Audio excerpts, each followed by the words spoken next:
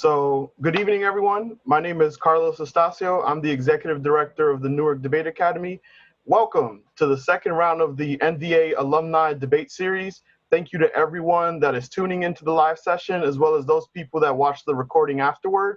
I won't say much about the topic as Devane Murphy, NDA's Assistant Executive Director, will be moderating the debate and share more about the topic before we begin. Newark has an ongoing legacy of debate, and the series is meant to highlight the various alumni from Newark Debate and share with everyone their talents and skills, both as debaters as well as panelists and educators. So without further ado, I'd like to introduce our debaters and panelists. So on the affirmative side, we have Victoria Borges and Lizbett Mendoza, alumni from Technology High School. Victoria Borges debated for Lafayette Street School, Technology High School, graduated from Monmouth University, and is currently a teacher in the Newark Public Schools District, and currently works with the Newark Water Coalition.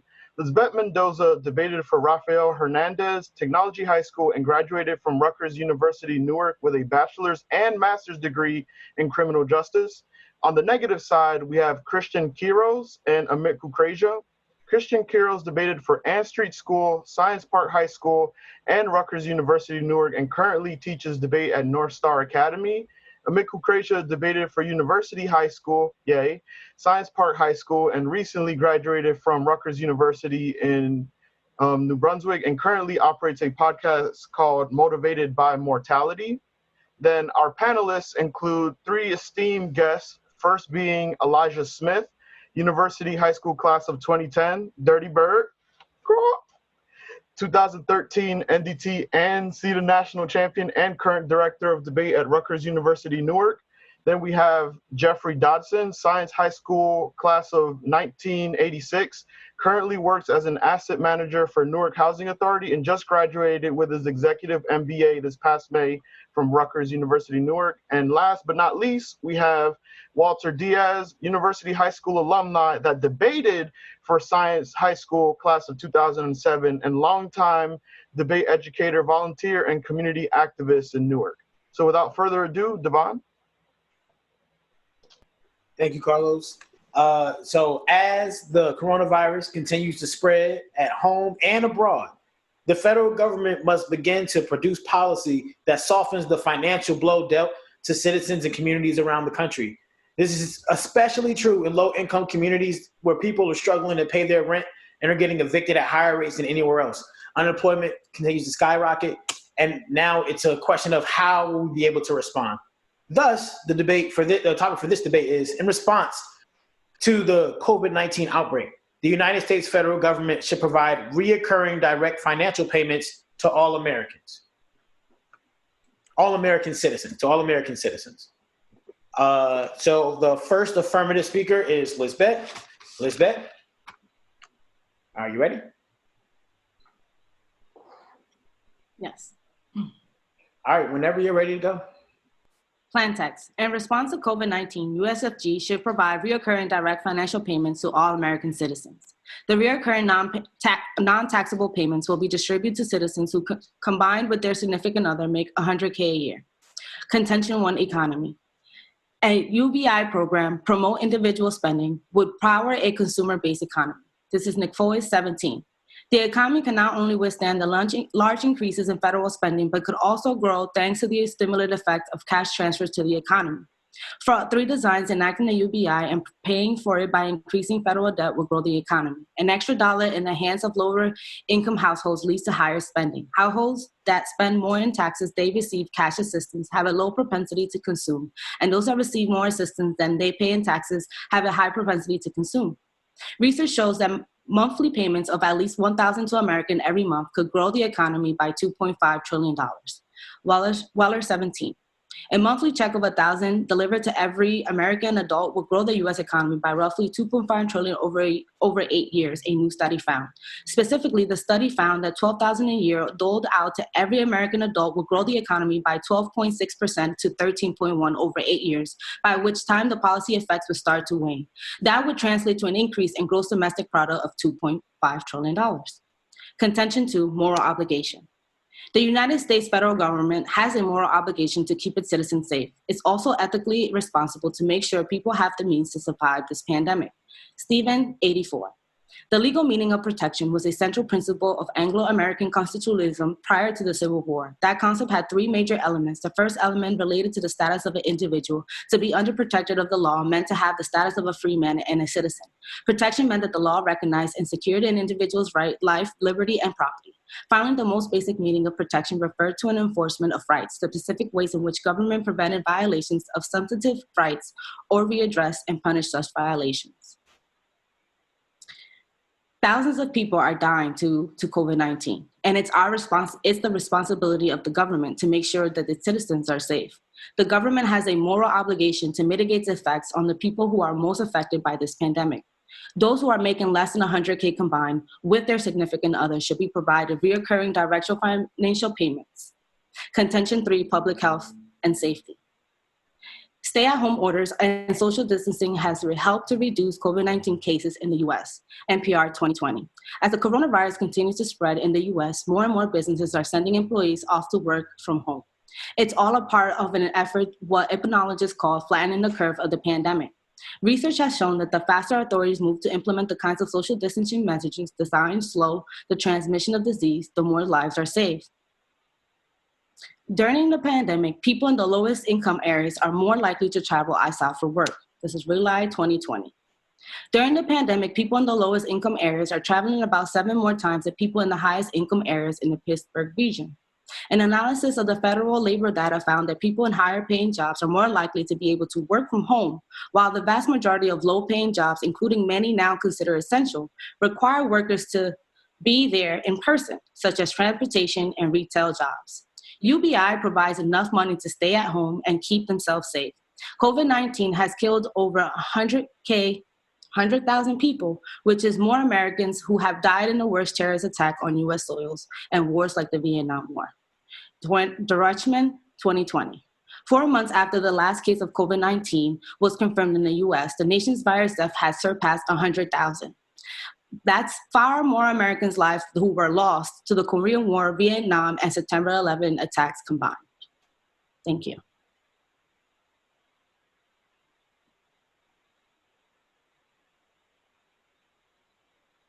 All right. So now we have cross-examination. You will be cross-examined by our second negative speaker, Amit Kukreja. Amit, are you ready? Yep. Lizbett? You have to unmute yourself. Yes. All right, cool. Cross-ex. So the last stimulus bill we passed was estimated to be $2 trillion.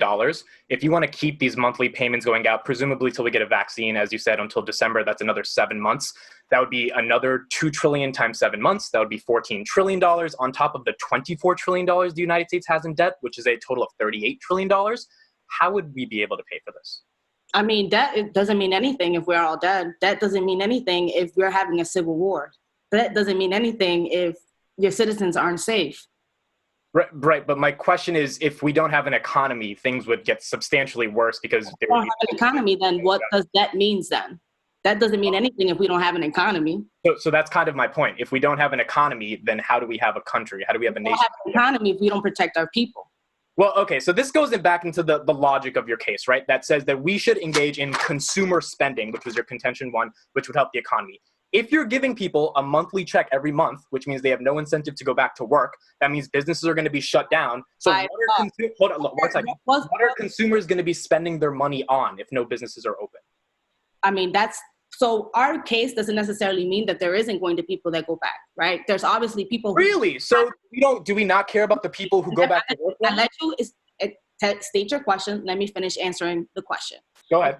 There are people who are right now who still have to work and are working out in the field. Now, those people don't have a decision to make whether, okay, you know what, my job is to go out and do transportation. But right now, my conditions or the people that I live with are not going to be able to outlive this disease. So I want to stay home. But Lizbett, bills don't have the right to make that decision. But if we're already giving them money to be able to make the decision, you know what, this $1,000 is enough for me to be able to stay home or work less hours. Wait, Lizbett, that is my point.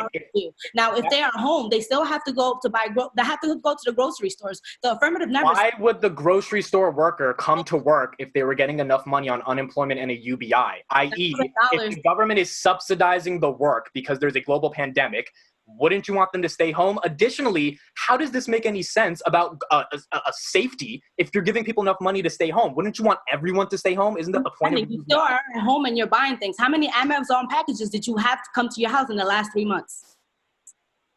No, my point is, why would Amazon Amazon packages have you gotten to your house in the last 3 months? In the next 7 months, there would be zero because none of them would go to the warehouses because the government would be giving them a paycheck. Amazon wouldn't be paying them. That's the point. If you give a UBI, why would I go to work? The economy is down of unemployment. So what is the point that you're trying to make? My point that I'm trying to make is if the government gives everyone money, people stop going to work, which means businesses stop operating. That's not true. So why would you go to work? We gave everyone $1,200. How many people stated themselves that they even felt that was not enough? We're not ever going. That is a bias and unlogical thinking to think that only because you're giving $1,000 a month to people, that is enough to survive. It seems like the $1,000 isn't going to help anybody then. It's just $1,000. But $1,000 combined with unemployment and all of the other services that would allow people to make the decision. I can't go to work right now because I'd rather stay home because I am susceptible to the disease. Time. Okay, thank you. We have to start cutting mics over here. Okay. Whew. All right. So the first negative speaker is Christian Quiroz. And you have 2 minutes of prep time. Carlos. Cross-X. That was brutal, right? Some things to talk about. I'm really interested in this idea of who cares about that? If people aren't alive, if people, aren't able to take care of themselves, and if people don't feel secure in their government, who cares about that? How do you feel about this? Yeah, I mean, I'd like to see not just about who cares about debt, but rather a conversation about what debt actually means for the economy, because we're already in debt. So I'd like to see how much more debt would actually be sufficient to, quote, crash the economy. The other thing that I thought was an interesting point is what the value of a UBI actually brings. I think Lizbett makes a good argument when she says that even if you get $1,000 a month, that's not enough to get you to stay home, right? Like, tons of people got a check and people still did their jobs even after receiving the stimulus check. So I'd like to see what the negative says specifically to that argument in terms of UBI disencouraging or rather discouraging work incentives, or rather trying to prevent people from working. Because I right now, I'm not seeing the connection between getting some money to meaning you will never work another day in your life. So maybe the negative can help clarify that for us, and, we'll see. Yeah, I think the Av is kind of just ahead on this question right now. At least the idea that I don't work because I get 1,000 is much more likely, at least in the way the Av puts it, is that I work less hours. I'll be willing to give up more hours and have a safer shift. Which because I have this little safety blanket, so people will still work. I mean, I'm interested to see where this goes for sure. I think the first cross-X is a really good example of how an affirmative or how a debater can take a cross-X, because the affirmative towards the end. The affirmative was asking questions, and Amit was answering a bunch of questions. He was completely on the defensive. So, notes. That's the way you take a cross-X from another side. So, I have faith in Christian. Christian's powerful. I think he got this. Christian, you have to unmute yourself. I am ready. There you go. All right. We negate the resolution and offer three main arguments below to support the negative side. Our first contention is that it's not affordable for the economy. A UBI-like consistent federal stimulus would destroy the value of the dollar and tank the U.S. economy. As Roddy in 19 explains, that cost is an obvious consideration. The federal government between $2 and $4 trillion a year, amounting to a 50% increase in current federal outlays, or more than 10% of last year's gross domestic product. Both effects would undermine productive incentives and otherwise constrain both public and private investments in the economy. Economic activity and growth potentials would suffer. Without the guidance and strictures of present arrangements, many less fortunate recipients of these stipends would find themselves either built out of them or would spend them too quickly. Between 1968 and 1980, Washington made 4 controlled trials of negative income tax involving thousands of people across 6 states. Hours of work desired by all recipients fell some 9% below to those not in the program. They fell some 20% for married women and 25% among single women heads of household. Desired work among single men fell some 43% below non-recipients. This means that the UBI is a misguided attempt to ensure money in the pockets of Americans. While there needs to be some kind of response on the part of the government to the current unemployment and economic crisis, UBI is a naive solution that would merely harm the economy more than it would help. This also has a more long-term effect because even if in the short term more people are spending money and able to afford necessary goods, they will not be able to do so in the long term if the economy plummets, which answers their first contention. This also has a very immediate time frame, considering the fact that the global economy is already on the hinge. Europe itself has already just passed a stimulus, and so we need to evaluate the effects of all of these stimulus payments, not just on America, but the global economy, before taking such a massive step with the American economy. Our second contention is that a UBI-like stimulus creates no incentive to work and ruins social lives. Consistent federal stimulus packages take away the incentive to go back to work because the government subsidizes it, along with taking away purpose and meaning for people by not allowing them to be social. Burnett and 20 explains that we humans are a social species, arguably more so than any other on Earth. Our brains have evolved for socialization in a variety of different ways, which means that social isolation is a pretty big ask with a number of potential consequences. Early human tribes were communal. We needed intelligence in order to socialize. The human brain has seemingly evolved for socialization, so denying it social contact is depriving it of something it deems vital. Studies have revealed that a socially isolated person shows brain activity that's very similar to literal hunger, even after a mere 10 hours of no social contact. Even most fleeting social interaction can cause the brain to experience low-level pleasure. This means that if the government does provide a stimulus package, then it will allow them to justifiably extend the period in which we are required to remain socially isolated. While the public health of American citizens is of course a concern, a radical policy like this, the UBI at this particular time, would not be helpful in the long term with the negative ramifications of the COVID-19 crisis. Our final contention is that a UBI would take away money from the people who need it the most. Consistent federal stimulus packages, similar to UBI, would cause a massive trade-off with targeted welfare programs. Gunn in 19 explains that such programs, if truly universal, would likely redirect spending to better off families, potentially leaving low-income families worse off than they currently are. Replacing all current U.S. safety net programs with a truly universal basic income would result in a massive distribution of the earnings. The elderly would lose out, eliminating the rest of the social safety net programs. The EITC, temporary assistance for needy families, the supplemental nutrition assistance program would cover only 20% of the cost of the UBI. One of the most compelling arguments against the UBI is that at the most likely funding levels, it would redistribute resources away from low-income families with children. And so I stand ready for cross-X. I just wanted to understand, how is it with the negative? Hold on. Was that cross-X? Is that your first question? Yeah, hold on, give me 1 second. We got to get to the transition. Okay, cross-examination by the 1A, Lizbett, Mendoza, and Christian. Are you and your bird ready? Yeah, I'm sorry, guys. He thinks I'm talking to him. He's trying to communicate with me. I'm sorry. Want to make arguments too. We understand. All right, Go outside and fly away if it wants. Like, no. Lizbett, are you ready? Are you good now? Okay. All right.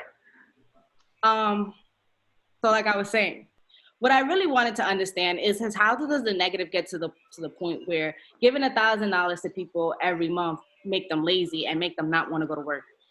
Our argument isn't entirely that will make everyone lazy. Like we've all been saying, some people consider it not enough money. But considering the threshold that you place up to $100,000 for certain households will not go back to work, right? Of course the poor will go back to work because they need it the most, but you're still distributing it to a high level of income. Thank you. When you say a household, what does that imply? What does that include?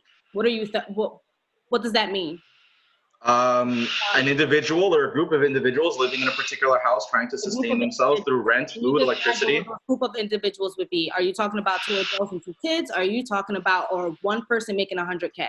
It could be a single adult. It could be a family of people, okay, so right? But our argument is that excuse me, you answered my question. Thank you. Okay. So the 1AC, the 1NC had the ability to ask the 1AC, right? What is this 1K? How does this work? That question was never asked. The only thing that you guys pushed here was that people will not want to go back to work because they're receiving $1,000 a month, correct? Well, regardless of how it works, we think that a UBI, right, distributing it to all people instead of restricting it to lower levels of income is exactly the problem. Those people with a lower income. What does the negative define as lower income? We would say that the federal poverty line, right? Like that's the point of means-tested welfare. Only those below the federal poverty line need assistance. What is that number right now? Excuse me? What is that number right now? Like how many people are below the federal poverty line? People who are below the poverty line, how much do they make a year? Oh, it depends on the number of people within a household. Normally it's $12,000 a year. It would be able to provide a number, right, of how much people make that are under the poverty line. If you're going to say that 100K is too much for one person and that $1,000 we're going to make them not want to go back to work, I would assume that you would be able to give me a number that you would state is success that would be. I mean, even if I was making 70 grand as one person, $1,000 a month, I'm not going back to work. Okay. I have enough money saved up. I have enough assets saved up. No, right, but that you are assuming that if someone making 100K already has these assets, That's well above. The federal poverty line is $12,000. For you to say up to 100,000, that's almost 10 times the amount that someone who is actually in poverty is making. All right. So all right, I understand. Thank you. So the next thing you guys talk about is that we have a need for, or have to give a response, right, to this unemployment. So the negative does say that we have to have a response. Why is it that the $1,000 a month would not be a good response to unemployment? Right now, people are receiving $600, and many of them feel that after 3 months, that is still not enough. Clearly, right. The vaccine yet. And if we have more targeted welfare programs, we can give people more money in specific types of trading goods, right? $1,000 is not enough. Means-tested welfare programs give people way more money than a UBI would.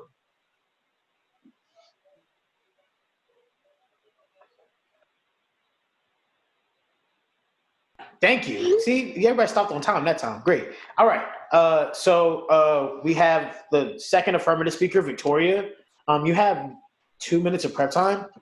Carlos, for my people at home that don't know some of the lingo, what is a UBI? What does that mean? Universal basic income, which essentially just means that you get a bottom line of income regardless of whether or not you work. Cool. Just to clarify. So Christian and the negatives argument is interesting. They say that, the UBI gives money to too many people and that the federal poverty line is the way to figure out if someone actually needs assistance. $12,000 is the poverty line for one person. Do you think that someone that makes $30,000 or $40,000, anything above that line, like or close to that line, do you think that they will not go back to work, or do you think that they have a sufficient income? No, so I think that that's part of what I've been thinking about is how does $12,000 a year trade off with people never wanting to work? I feel like it could actually have the opposite effect where you might want to do work that is more fulfilling as opposed to just working hours for the sake of working hours. But the thing that really stands out to me is this championing of welfare programs as being specifically targeted. Mm-hmm. I would like to see some discussion about how it is that people actually get access to welfare programs, because means tests aren't perfect, right? There's people that are excluded from all types of services. For example, if you fall $100 above the poverty line, you are no longer eligible for social services. I would like to see a conversation about how the UBI or universal basic income will deal with the problems that exist within the current welfare system, meaning that, there's people that are excluded or that there's numerous ways to prevent people from getting access to those services that they say is so great. Granted, I don't think that's necessarily an argument that the affirmative has made yet, but that's where I think the debate is probably going to go. Let's see it. Victoria?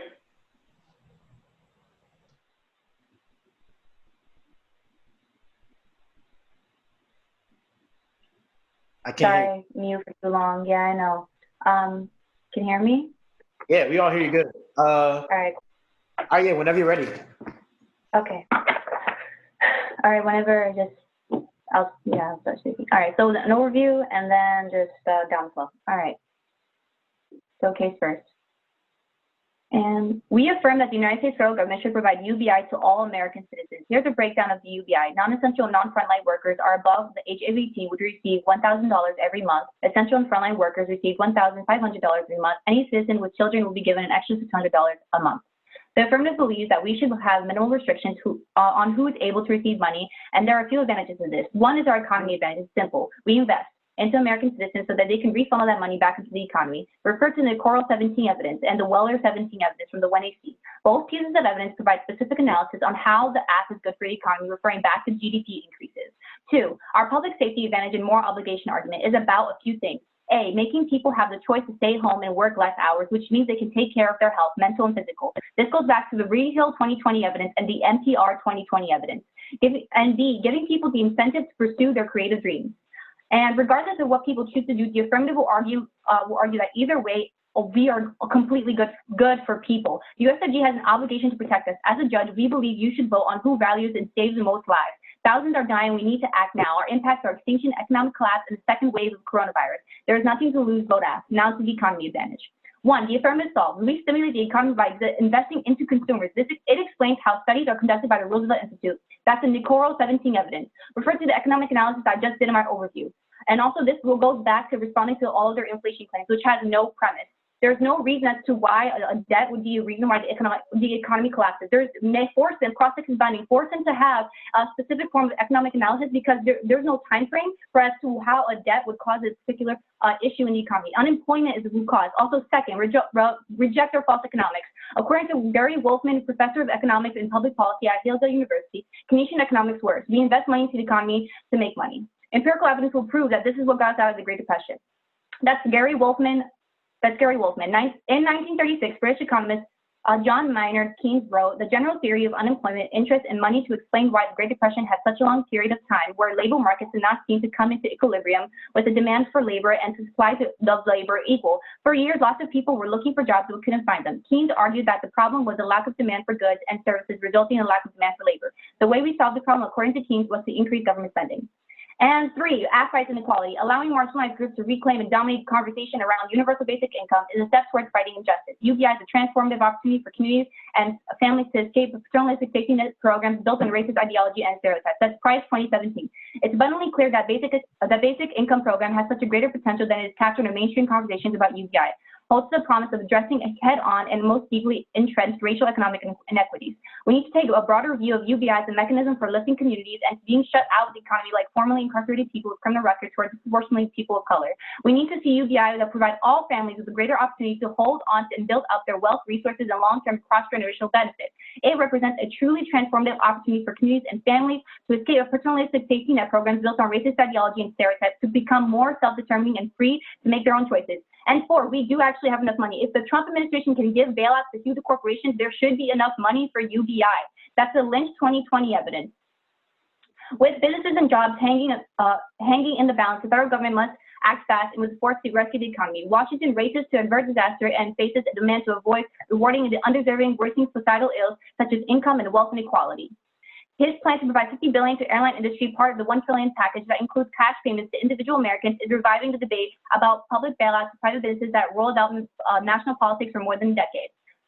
Now, on to their existential angst arguments. First, the affirmative outweighs solid for the economy and prioritizing public safety is the most important thing, and what you as an audience should prioritize. We cannot even consider our dreams if there is extinction, economic collapse, or a second pandemic. Two, the foundation of their argument is based on victim blaming people for their own socioeconomic position. Don't let them get away with this. This is why UBI is key. They're blaming people who are in a low-income position to be the reason why they're stuck there, acting as if they're unmotivated, but that's a false narrative. Also, three, UBI is inevitable. Trump already passed the stimulus check. Technological investments will make it so that people are replaced from their current jobs. We must prepare or else unemployment will increase even more.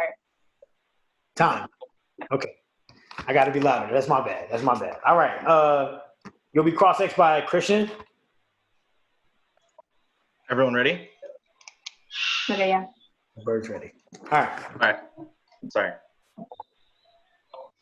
We're good? Oh, that went to 7 minutes. How does the UBI jive with current other financial stimuluses such as the current unemployment system? Mm-hmm. So you mentioned corporate bailouts. All right. So what does UBI in your world trade off with in terms of other federal outlays? So your question about corporate bailouts, repeat it again? Right. So you mentioned in your Lynn card that since we have enough money to bail out corporations, we should have enough money for UBI. Right. So my question is that enough? So what isn't enough exactly?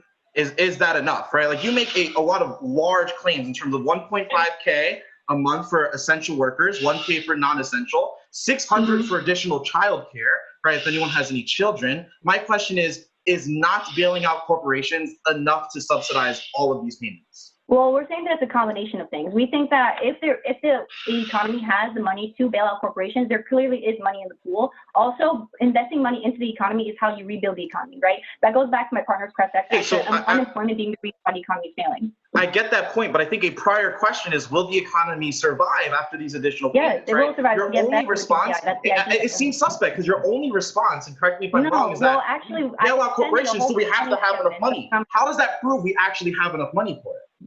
And that we wouldn't cut welfare programs? Because the idea is that it would stimulate things. It would stimulate the economy, right? Because the idea is that it's about consumer spending. There's no argument that you have towards consumer spending. There's no argument about whether or not having a debt is a problem, right? It's a win-win either way, right? Even if you build a debt, people will still be safe and they'll have public safety. And also, there's no premise to why debt is the key to the economy, right? Makes sense. The idea of GDP increasing is for consumer spending to increase. There's no reason as to... Totally understood. But my question, so let's get to the next question. You say Trump currently bails out corporations. What makes you think post the affirmative that he will stop bailing out corporations and fund the UBI with that instead of cutting welfare programs? You're focusing on one argument out of several others I had on your economy stuff. Right, because this kind of hinges the entire thing. You're saying we need to make sure people have their livelihood. There's not a second wave of coronavirus, so on and so forth. My question is, how is the affirmative sufficient to prevent that? Okay, two things. One, if we've had enough money to bail out corporations, that means we had enough money to begin with to help people. Second why is that true? And why is it likely that would be the transition? Even if there is some form of economic issue, right? It doesn't matter, right? Our priority is public safety and to help people. Three, we stimulate the economy anyway, right? Your fear of this debt, there's no time frame, there's no premise for your debt ceiling argument. It's just like a scare tactic. It's just a big number that you're throwing at people, and you're just being like, "Oh, this is the number that's going to." It sounds like it sounds so more there's no specification. Huh? Okay, no, we're good. Time. Thank you. All right. The second negative speaker is Amit. So Amit, you have prep time. This is a really good debate. We're ready to call time that time. Yeah, that was good. That was good. Wow. Okay. So the question, and Christian kind of focuses on one issue, and I think it's a kind of important issue. Do we have the money? Does the government have the money? What do you think the government? Is it right to just assume that because the government is able to bail out banks, etc., that we have the money to invest in citizens, or do you think that this is kind of misguided in a way? Well, I think it kind of is about what I said earlier, is that there needs to be a conversation about what debt means for the economy and how debt has an impact on the ability or the possibility for economic growth. Because if the issue is we don't have enough debt, I don't think that's true, right? I think that's possible. The question is what the impact of what that debt will have on the economy. And I think that the burden is on the negative to prove that an increased amount of debt would be sufficient to collapse the economy, especially in a world where money isn't real technically.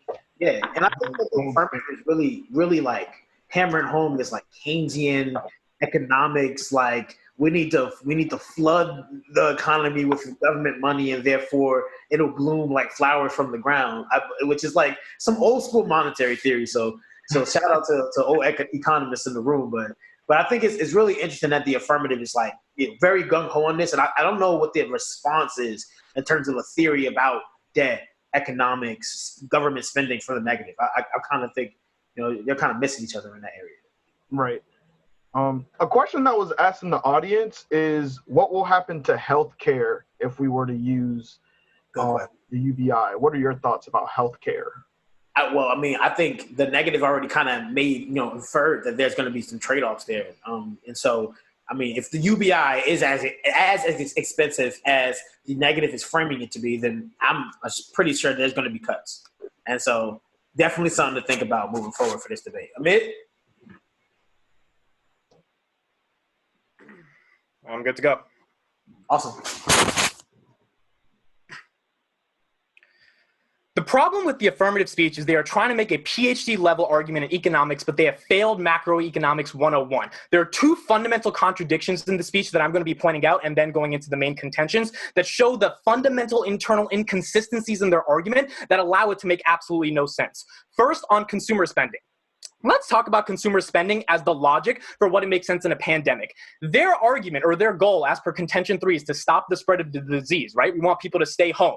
The only people that are staying home, which is what Christian and I keep saying, are the people actually making $75,000 or $99,000 a year, because $1,200 a month is just like a cherry on top. They already have enough money. The people who are at the federal poverty line or just above that federal poverty line are going to have to continue going to work, which means this is a very important argument to catch down. It simply means they don't solve. The lack of the disease spreading is contingent upon people not going to work. Working less hours is not going to work. It's still spreading the disease because you're not social distancing, which is our entire point. Rich people will gladly take your $1,200 a month. And yes, rich is $75,000 to $100,000 in America. That's a pretty above average income. Poor people are going to have a little bit more money, but then they're still going to be going to work, i.e. still spreading the disease, which is the exact problem. Or, which is the other hand, they're not going to go to work, which is our entire argument, which means they don't solve anything for consumer spending because there's no businesses because people aren't going to work. So what products and services are you spending your money on if people don't go to work? Either people go to work and they don't solve, and they're the poor people, they're the most marginalized, or people stay home and you have no businesses, which means your Keynesian economic analysis doesn't make any sense. You can't spend money in the economy if there's no economy to spend the money on, which is our entire point. Our second argument is a double bind that goes to our contention 3. Look, unemployment right now is $600 a week. 600 times 4 is $2,400.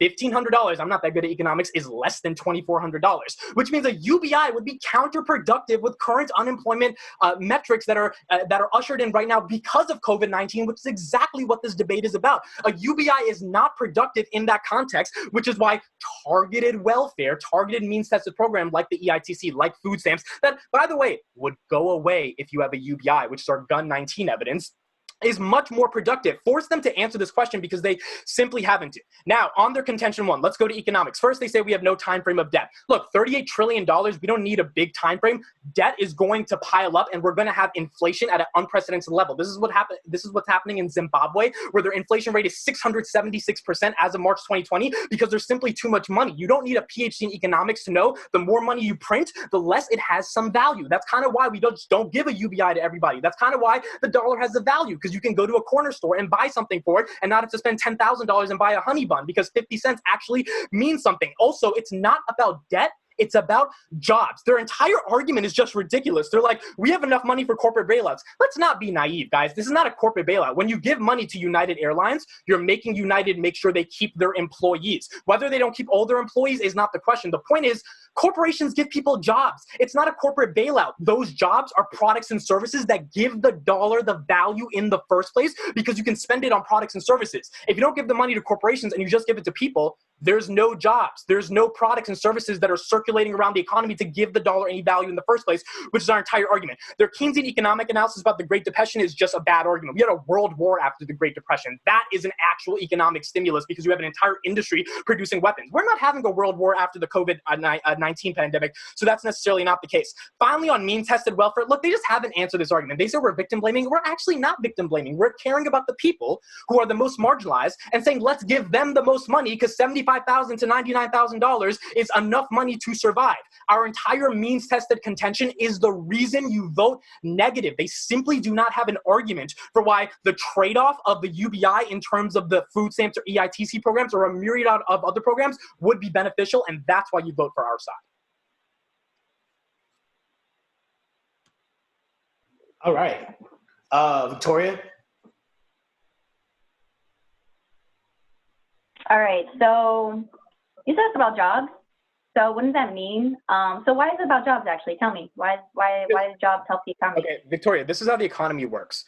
The reason you get paid is because you provide value for providing a good or a service. If I get paid from McDonald's, I can now take that money and go buy a Gatorade. But in order for Gatorade company to exist, they need to have people making the Gatorade. If you're just giving money to everyone, those economies don't function. People don't go to work to McDonald's. People don't go to work. So production would automatically pause. The dollar doesn't matter.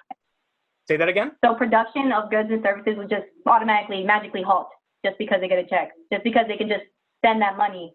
Well, so this goes back to our double bind. Either A, it would halt because if I'm working for Grubhub making a $3 commission every day, I would rather take a UBI and not go to and not deliver pizza. Or the poor people that you are concerned about are going to keep going to work and spreading the disease. Where's the premise for people not going to work? Like, why would someone not want to make more money? Like, and not, even on top of that, like, why is it guaranteed that every single person that gets UBI would not want to go to work? So like, what? Where is the? Here's the argument. How do you have legitimacy in your impact calculus here? Like, if someone is actually at the federal poverty line and they're not making that much money per month and they're getting a UBI, they would rather stay at home and figure out other ways to make money, which doesn't require them being under the guise of a corporate boss. Actually, can you point me a specific warrant that says that people will stay home once they get a UBI check? Because nowhere in your evidence does it say that. Like, nowhere. Well, do you want me to answer that? Because your Burn 20 evidence is just talking about... Victoria, look at what's happening right now. People are getting $600 a week on unemployment. That's more than they were getting before they went to work. Why would I go back to work? Even if my barbershop opens on June 15th, like Murphy said, he's opening barbershops. Why the hell would I go to a barbershop if I'm making $2,400 a month? Okay, but has the economy collapsed, first off?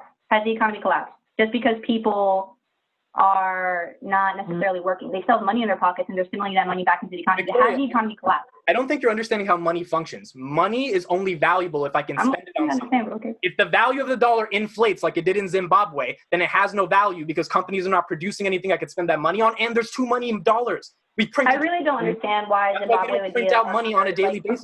What we're going through necessarily, but anyway, also you have this assumption that like welfare would automatically disappear once we have UBI. Like that's that's not an assumption. Hold on, that's not our Gun 19 evidence says in order to pay for a UBI, you have to get rid of food stamps. You have to get rid of an EITC. You cannot keep these welfare programs that cost substantially billions of dollars and fund $1 trillion UBI. Like that's just common sense now. So because those things would go away, which we think are much better for people who are on food stamps who need an EITC, and a UBI would go to someone making $75,000 a year, which is much above the minimum level for poverty, that means you don't solve anything. That doesn't make any sense because then the premise of your argument is then saying that other social services cannot coexist. Yes, right? That's our point. If UBI costs so much money, it is not possible. That's our evidence. That's your argument as well. The government would not pay for food stamps, EITC, a UBI, and all the other welfare programs that exist. They have to pick one. That's what even Andrew Yang has been saying.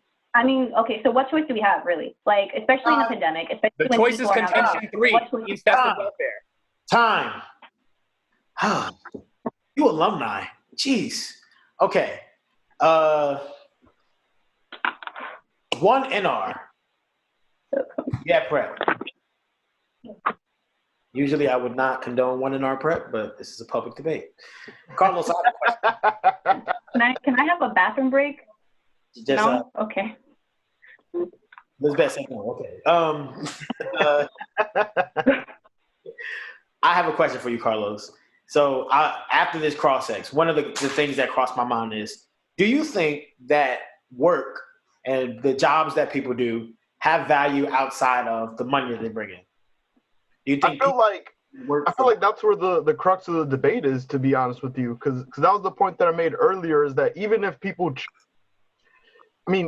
choose to work, it doesn't necessarily mean that the work that they're doing is fulfilling. Like they said, people go to work because they needed to survive. Like he said, you need to put food on the table.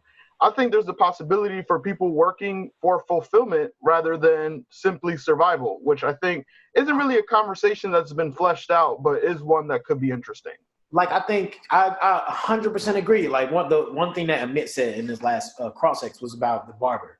And like, my barber, even if it opens, if I'm making money, I'm not going to go cut hair. I feel like a lot of times, people that do professions like that, like, they do it for community.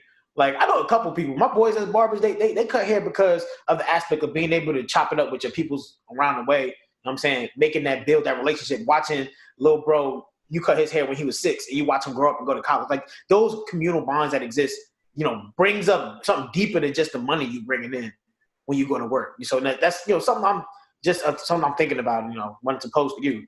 Another thing is, I wanted to ask. But before you move on, I was going to say I agree largely with that.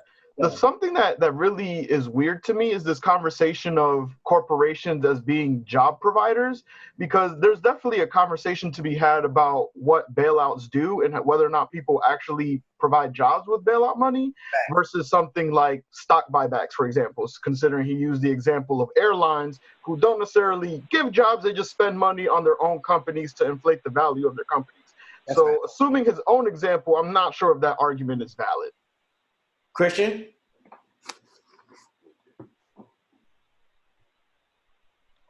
I'm going to do an overview and then go down the app flow. How long is the rebuttal speech? 3 minutes. 3 minutes? Okay. Which flow is the bird going on? He's just going to follow me. He'll start chirping when he hears me more. Okay. Everyone good? The central framing question for this debate is, what is the likely outcome of a UBI?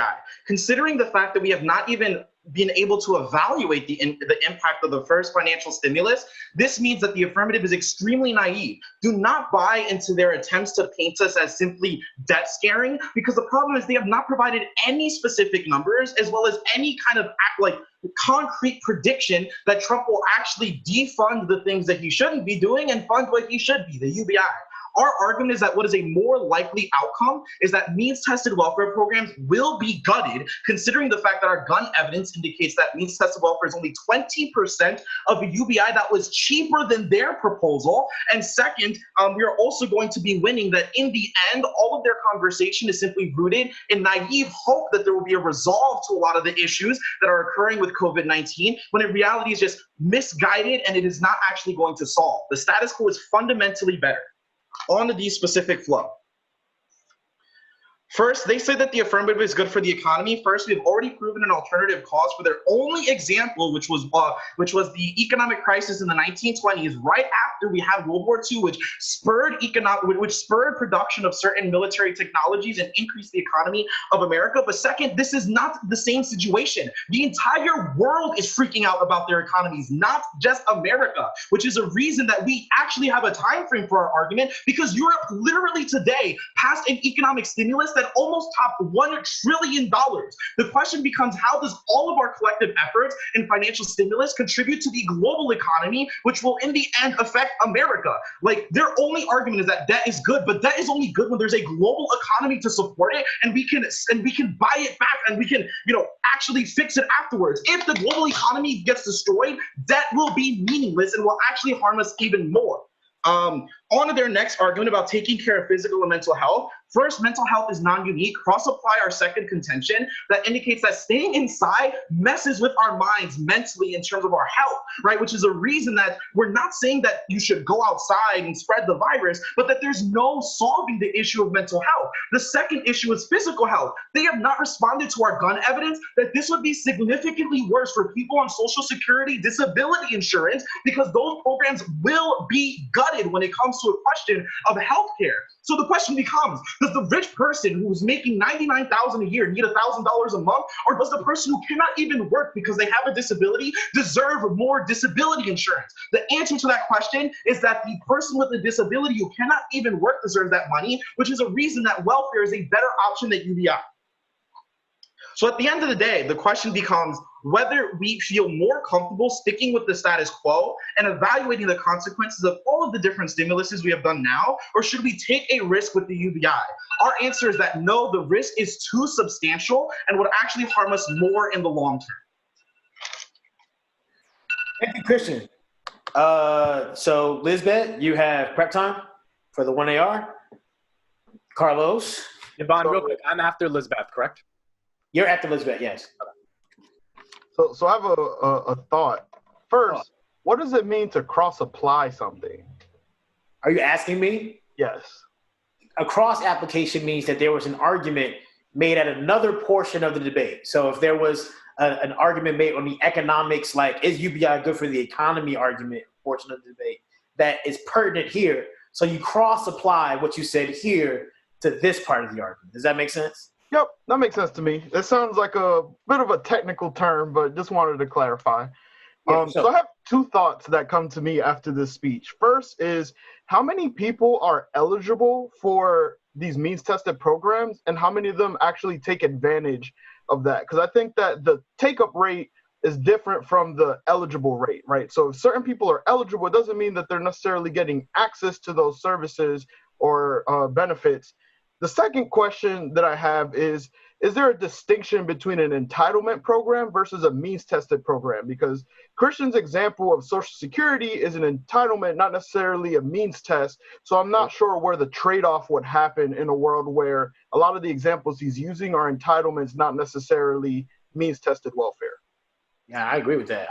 I think it's interesting to, I want the affirmative to kind of dig into how exactly there's the negatives status quo means test eligibility based solution actually has the reach that they say it does. Because I kind of like one of the arguments that, still stands with me from the 2AC is UBI is supposed to be this like transformative, all accessible kind of thing. And I think I would love to see that in contradistinction to this idea of eligibility, access to eligibility, and even taking advantage of that access. That would be such an interesting kind of tension between the two positions. I'm feeling good about this next speech. Medicaid. Okay, Christian meant Medicaid, I guess. Thank you, Christian. All right, Lizbett. You gotta unmute yourself. Got to give some time. You good? I'm good. All right, 3 minutes. I'm ready. First, we need to think about what is the impact in all of this. Why is the affirmative even wasting their time standing here reading an affirmative in the first place? What is COVID-19? Has the negative forgotten how many people it has killed and how many people it's killing around the world, not just in the United States, but around the world? What does the economy mean if everyone is dead? What does the economy mean if everyone's economy is at right now? Sorry. I think that the negative is losing the sight of where the debate is. They are focusing on the economy when what we really should be focusing is on is people that is on this planet.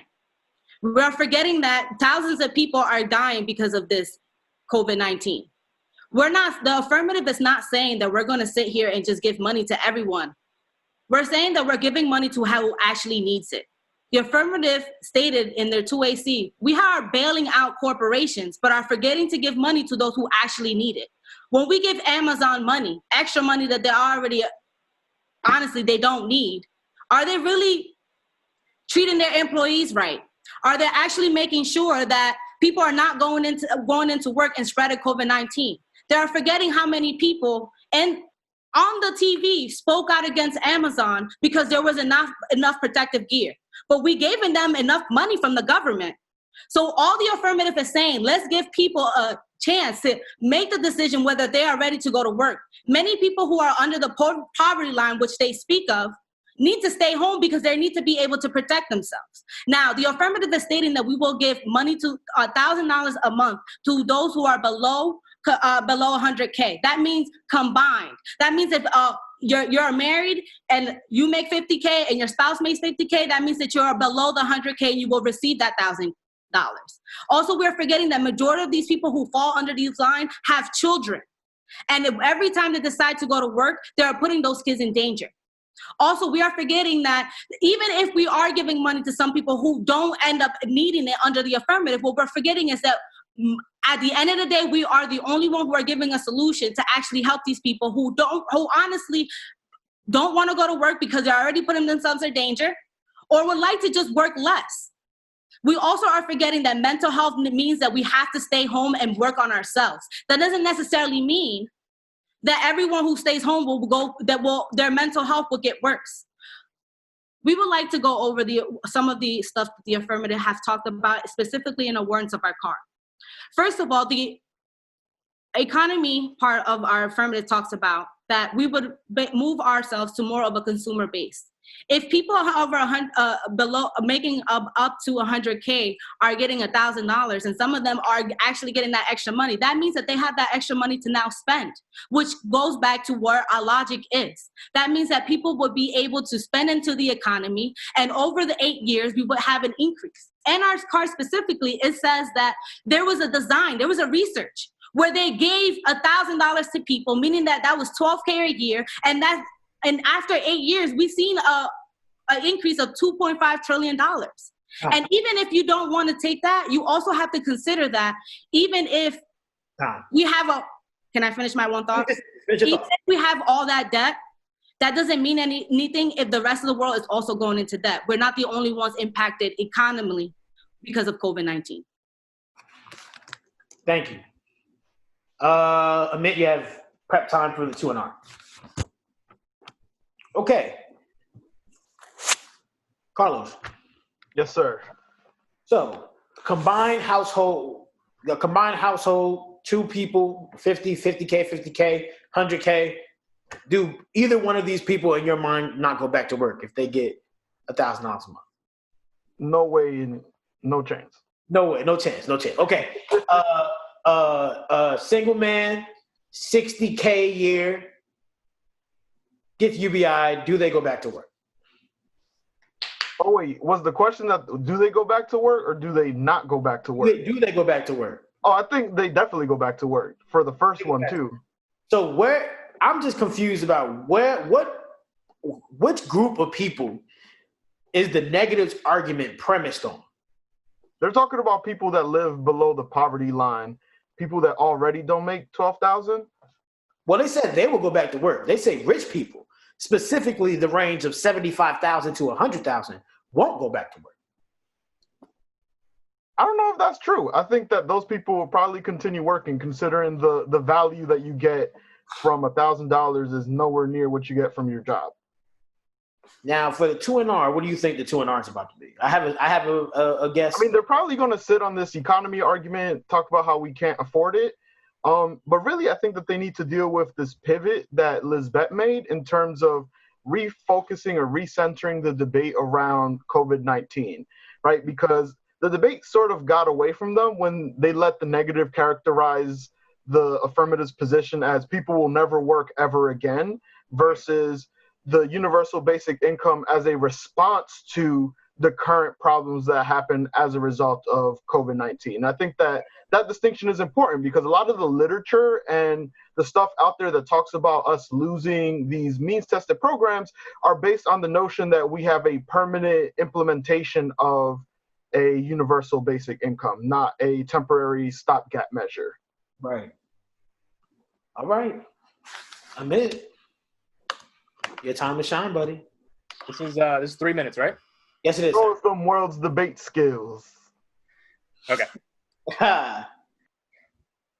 The app starts off by saying, what does the economy mean if everyone is dead? Look, they do not get to win the debate by saying people will die because of COVID. We know that. They have to defend what they do to solve COVID in the context of an economic analysis, which is the entire point of this resolution. You need a solution to COVID. You gave your solution, UBI.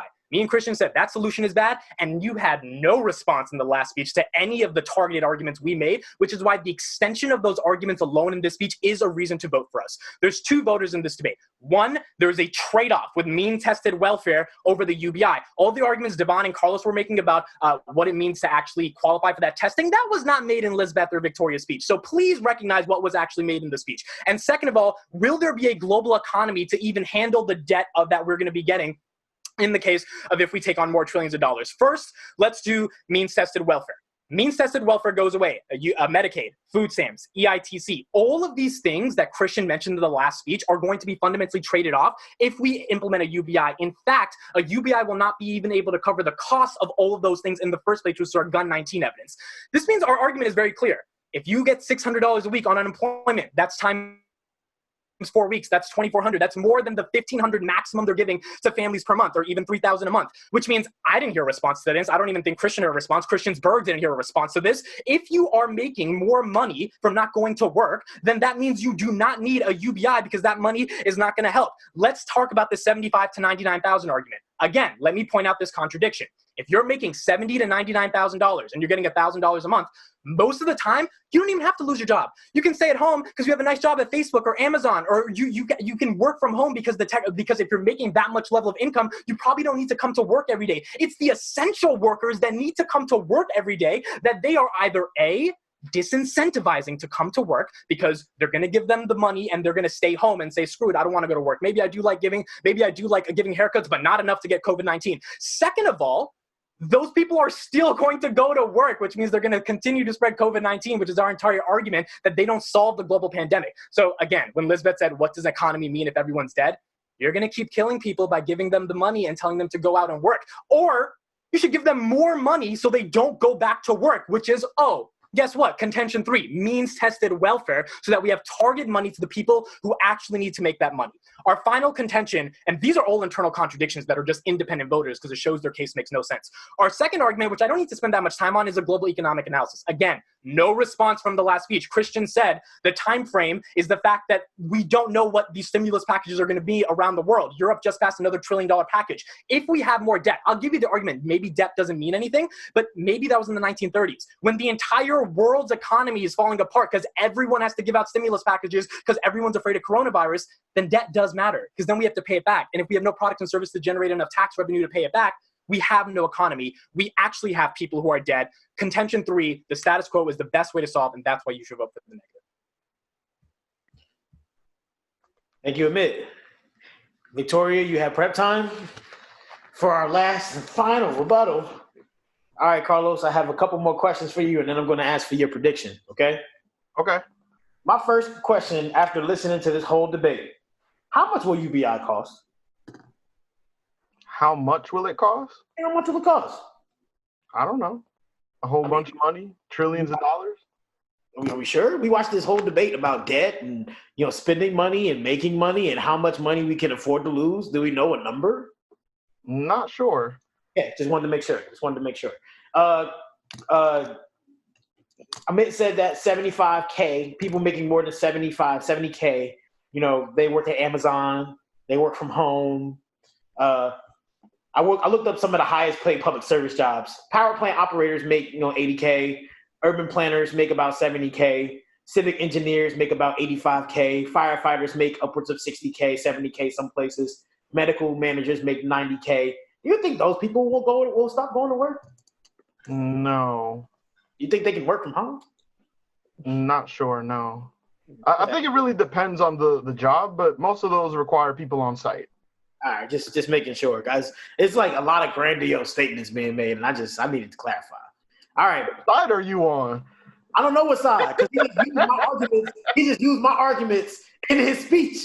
You know what I'm saying? Like, he used our commentating in his speech, so I feel offended. 2AR. What are you about to say? What is this about to come down to? I think it's going to come down to, do we care about the economy when people are faced with these issues at home? And I also think it's going to come down to the value of a UBI when it's a temporary stopgap measure as a response to COVID versus just forever giving people money. So I think that was a key argument that Lizbett made in her last speech that they try to undermine a bit. So I think that's probably where the negative goes.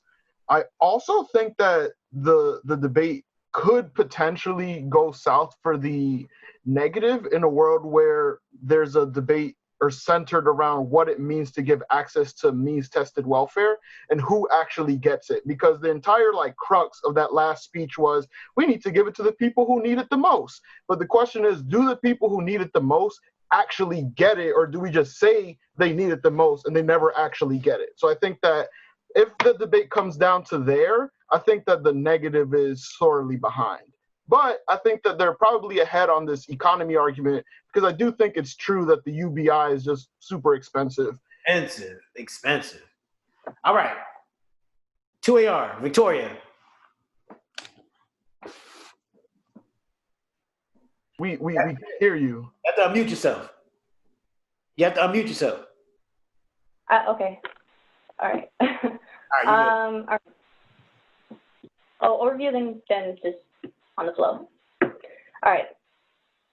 This debate comes down to the economy argument, which they are not having any form of preference for. They're talking about debt and they're talking about inflation, but there's no form of specific economic analysis that they provide, as if that's in the 1AC and that's also in the 1AR and the 2AC. You're going to default to our evidence over theirs because of the fact that we have specific analysis as to why the UBI will stimulate the economy through GDP and through consumer spending, which they do not have a response to. They do not have a response specifically to the idea of why consumer spending is key to the economy, why the unemployment currently is the reason why the economy is failing. They do not have any form of analysis on this, and this is the only argument they have any premise for. Do not let them make the debate about the economy in a world where my partner's impact analysis about how we have a moral obligation argument and how we need people to be safe. You're going to look at these things. What choice does the negative give us? You have no choice but to vote for the affirmative because that's all we have to do in a pandemic and in where people are currently struggling. There's no reason to default to the negative because we should try something, try or die. At the end of the day, that's why the affirmative will win. And now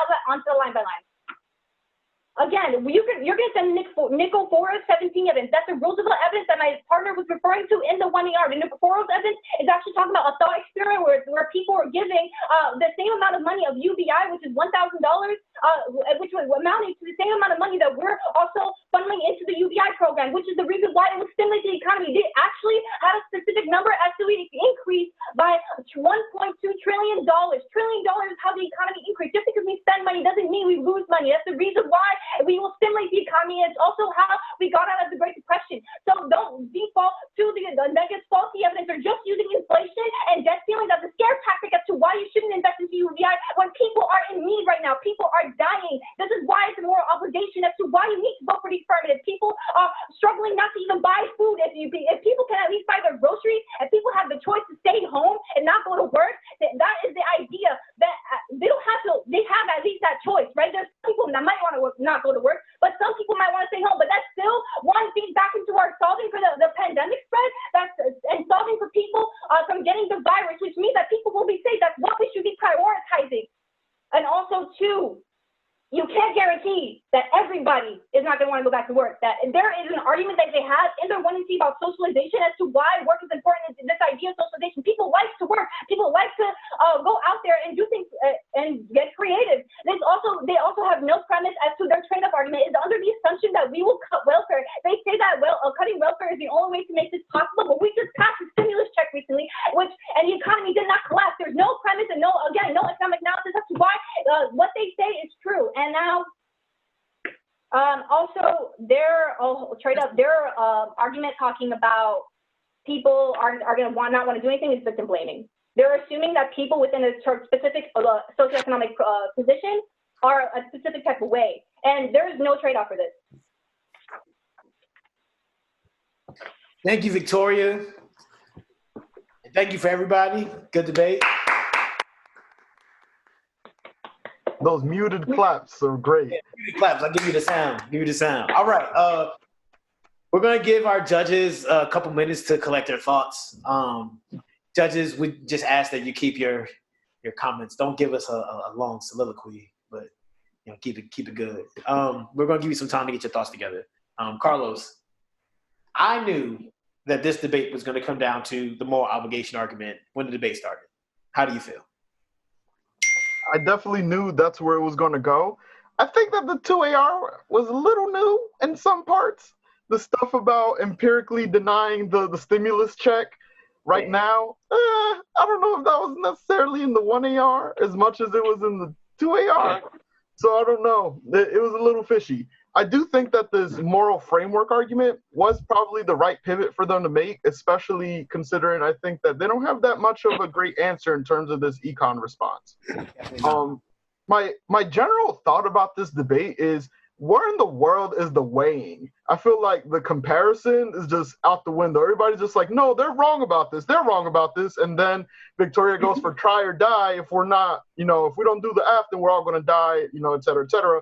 But there isn't ever much of a comparison of here's the negatives arguments, here's what they mean, here's the affirmatives arguments, here's what they mean, here's why you prefer one side over the other. And I think that synthesis is key to win these debates that are so hotly contested. Yeah, I agree. Accidentally here's the calls. I gotta call you. I gotta call this back. Hold on. I just wanted to take this opportunity to shout out or tell everybody that's watching about our speech event, a night of humorous interpretation. So we have an open call for people to submit videos of them producing or doing pieces. The topic is you have to do a humorous interpretation of 2020 so far. And so if you look, we have on our Facebook page, we have the link to the forum in the flyer. And there's a cash prize. We have 2 divisions. So, if students want to try, it's all for all of Newark students. If they want to try being beginner, try humorous interpretation for the first time, we have a beginner division. And if, some of your more experienced speech students want to try, maybe a different event and they're experienced in other events, they can still have the opportunity to engage. So, please, share this with students and have them try to submit. There's a cash prize. We have $50 for the winner of either division or both divisions. And so, please submit. Good old shameless plug there. Oh, shameless. It's the NDA live. It's okay. True. Judges, you all almost good? Yeah. Who'd like to go first? So I'll say a couple things. Thank you. First of all, this is beautiful. It's like I was back in high school again, so it's really nice to hear. I think I'm in somewhat of a unique position because I work for public housing. So I kind of see some of this going on every single day. And the reality of it is that you have people that don't want to work because they're getting more money than they would normally get. But then you have people who do want to work because they want something more. So I do agree with Devane and Carlos in terms of the fact that you literally need to weigh out exactly what it is that we should be looking at to make a difference or to make some distinction. Because UBI, for example, is going to cost a lot of money. And do I believe it's going to be a trade-off? Yes. But there's also a good argument on the other side that, hey, we have stimulus money. We have bailout money, and we instead of giving that to big companies, why not give that to these people who need the money and want to go to work? So it's a huge, it just becomes extremely murky. And so what I would say, and I'm not sure exactly what perspective you guys want me to come from, but one of the things you got to be careful of when you're in debate, especially on either side, is that you make sure that you argue your position as opposed to getting sucked in to what your opponent's arguments are. And in my opinion, the affirmative was extremely pulled off exactly what their argument, where you had great cards in the 1AC that she refers to in the 2AR that says, hey, we have empirical evidence that says the stimulus works, we have a moral obligation, all those things are there, but those points don't come back out till later on. You know what I mean? So you got to make sure you stick to your argument as opposed to getting sucked in to things like Amit is talking about, like quantitative easing, which is extremely true. If you keep printing money, it's just a green piece of paper. It means nothing. So it was a great debate. I thank you guys. I know I probably talked a little longer than I should have, but that was great. Thanks for the opportunity. Yeah. Good. Yeah, it was good. Thank you. Who's next? I can go next. Thank you. So I was, as always, excited about this debate. Watching folks who I saw them, in some of their first debates, and now watching people. Yeah, I know, Softy. Watching them go head to head, I think it was really cool. I think I have overall comments for both sides, and then like 1 or 2 comments for both sides individually. So I think there were a lot of problems in the debate in terms of talking about kind of public sentiment and, cuts and, kind of ideas of what those trade-offs are. And I think in a world where, people are already starting to like slash police budgets and talking about, the militarization of the police. And I think there's like very low hanging fruit here to talk about what other types of cuts and like belt tightening could happen. And so I think the world of trade-offs could have been much larger. And I think the discussion about what kinds of cuts we should have could have also been larger.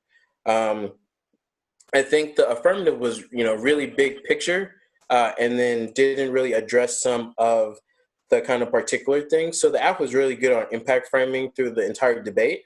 I do agree that some of the particular pieces of evidence and kind of the story of the app kind of gets lost when I think you could have answered some of these kind of mechanism questions like bailouts, and this kind of brink on how much debt do we have.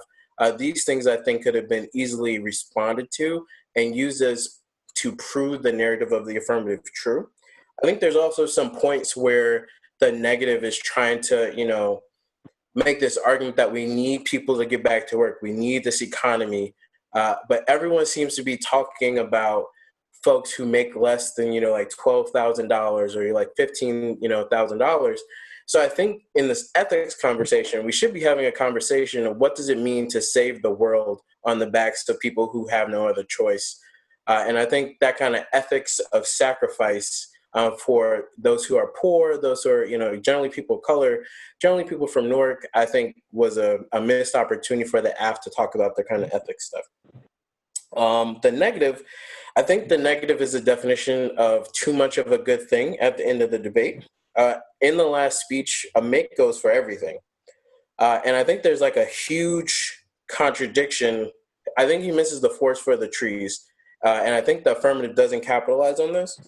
So if the negative is right, that if spending crashes the economy and that welfare and means tests are what currently give people more money than UBI, by default, it seems like the negative is more likely to crash the economy than the affirmative.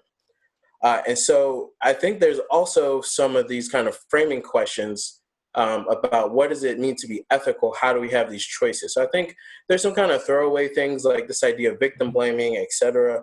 But really the question of what do we do? I think they're good on their questions of the global economy and quantitative easing and,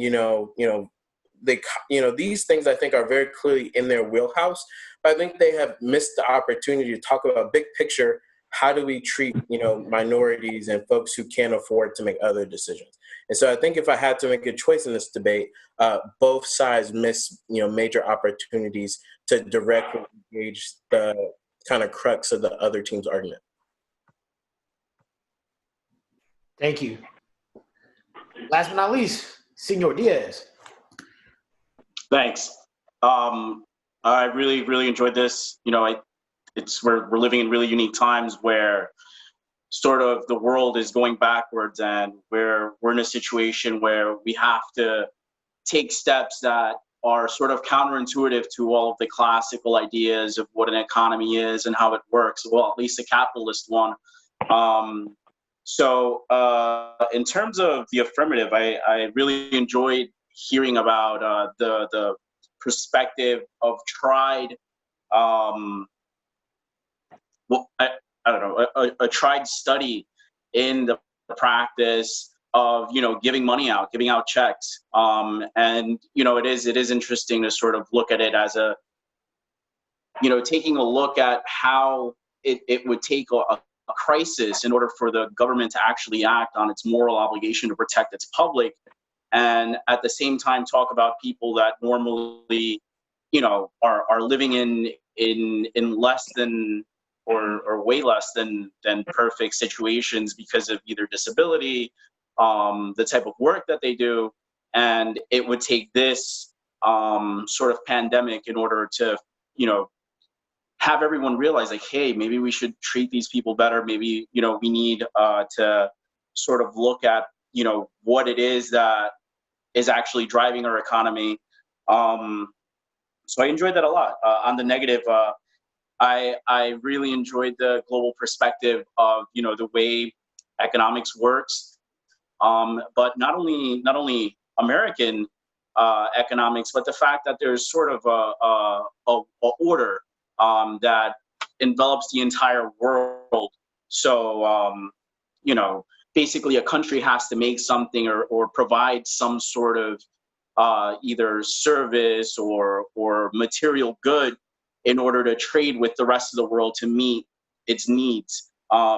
in this sort of scenario we have, and even though it was kind of thin, you have this argument coming out of the neg where we look at the perspective of what does it look like when sort of the world's, you could say default currency or reserve currency for, in terms of petrodollars and whatever else, when we just start printing it out and handing it out, like what are the implications economically for world trade when the rest of the world actually is stumbling and having to also produce, all of this basically printing of currency.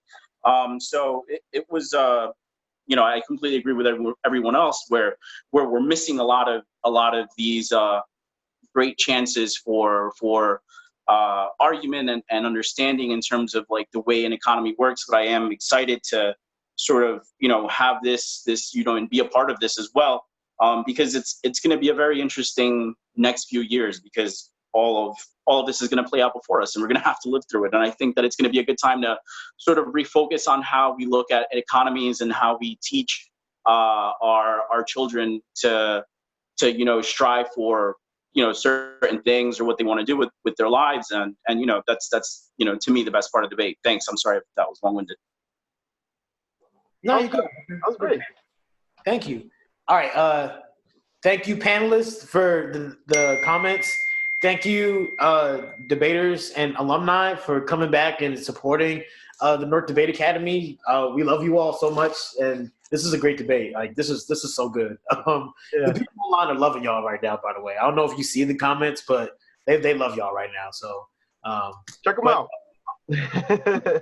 So thank you, everybody online, for tuning in. We'll be back with another one. Definitely.